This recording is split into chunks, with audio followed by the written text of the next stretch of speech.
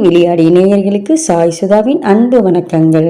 Gramophone to iPad தொடரில் இந்த பதிவில் நாம் பார்க்க இருப்பது காதல் காதல் என்று பேச மன்னன் வந்தானோ என்ற பாடலை பற்றி தான். 1960களில் வந்த படம் தான் இது. MSV அவர்களின் இசை, ML ஸ்ரீகாந்த் என்ற ஒரு பாடகர் ஹம்மிங் மட்டும் கொடுத்துருப்பாங்க, P சுசிலா பாடியிருப்பாங்க.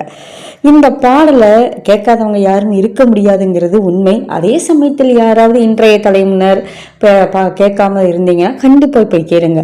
காதல் பாட்டுனா எப்படி இருக்கணுங்கிறதுக்கு ஒரு முத்திரை குத்தப்பட்ட அக்மார்க் முத்திரையிட்ட ஒரு பாடல்னு நான் சொல்லுவேன். 2 பேர், எளிமையான உரை, இரவு நேரம், அப்படியே அழகாக பாடுவாங்க. ரொம்ப ஒன்றும் பெரிய ஸ்டெப்ஸ் இல்லை, ஆனால் காதல் உணர்வு அப்படியே உங்களுக்கு பொங்கி வரும் என்ற பாடல். இரவு நேர இனிமையான பாடல் வரிசையில் இதை சேர்த்துக்கலாம். இது எல்லாத்தையும் விட ஹைலைட் என்னன்னு பார்த்தீங்கன்னா, இந்த பாடலின் வெற்றிக்கு இந்த பாடல் இவ்வளவு காதல் உணர்வுகளை தருவதற்கு என்ன காரணம்? அந்த பாடல் வரிகளா அப்படின்னு கேட்டால் நிச்சயமா இல்லைன்னு நான் சொல்லுவேன். அந்த பாடலுக்கு இசையமைத்த MSV அவர்களின் இசை மட்டுமே முழுக்க முழுக்க காரணம்னு சொல்லுவேன். அந்த தொடங்குதுங்க எங்க, இது டூயட் சாங் தான். டூயட் சாங் வரிசையில தான் இது வரும், சோலோ சாங் வரிசையில வராது. ஆனா ஆண் பாடகருக்கு பாடல் வரிகளே கிடையாது, முழுக்க முழுக்க ஹம்மிங் தான். ஏற்கால நீங்க பால் இருக்கும் பழம் இருக்கும் பாட்டு கேட்டிருப்பீங்க, அந்த பாட்டுலையும் அப்படிதான். பெண் மட்டும்தான் பாடுவாங்க, ஆண் ஹம்மிங் மட்டும்தான் கொடுப்பாங்க.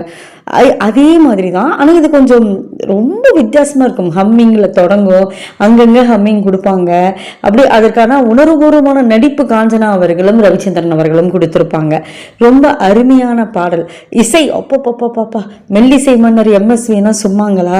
எவ்வளோ அழகான புத்திசாலித்தனமான, நாமெல்லாம் இன்றும் ரசித்துக்கூடிய அளவில் ஒரு வித்தியாசமான ஒரு காதல் பாடல், காதல் உணர்வை தரக்கூடிய பாடல். நீங்கள் இதை கவனிச்சிருக்கீங்களா? ஆண் ஹம்மிங் மட்டும்தான் கொடுத்துருக்காங்க, ஆனால் அது டூயட் சாங்காக இருக்குன்னு எவ்வளோ அழகான இது பார்த்தீங்களா? ஆனால் அப்படியே வரிகள் எல்லாம் அழகாக இருக்கும். ஆனால் இந்த பாடலின் வெற்றிக்கு என்ன காரணம்னு கேட்டிங்கன்னா, அந்த அங்கங்கே அந்த ஹம்மிங் கூட எக்கோவில் வருங்க. கவனிச்சு பாருங்களேன், அந்த ஹம்மிங் கூட ஒரு எக்கோவில் வரும். அந்த ஹம்மிங்கை என்னமோ இவரையே பாடுற மாதிரி ரொம்ப அழகாக நடிச்சிருப்பார் ரவிச்சந்திரன் அவர்கள். இப்போ போய் உடனே பார்த்துட்டு எனக்கு கமெண்ட் பாக்ஸில் கமெண்ட் சொல்கிறீங்க. ஏற்கனவே பார்த்தவங்களா இருந்தாலும் ஆமாம்மா நான் இதெல்லாம் ஏற்கனவே கவனிச்சிருக்கேன் சாய் சுதா அப்படின்னு சொன்னாலும் சரி, டக்குன்னு கமெண்ட்ஸ் பாக்ஸில் கமெண்ட் சொல்லுங்க. மீண்டும் நல்ல திருப்பதியில் உங்களை சந்திக்கும் முறை உங்களிடமிருந்து விடை பெறுவது உங்கள் சாய் சுதா. நன்றி, வணக்கம்.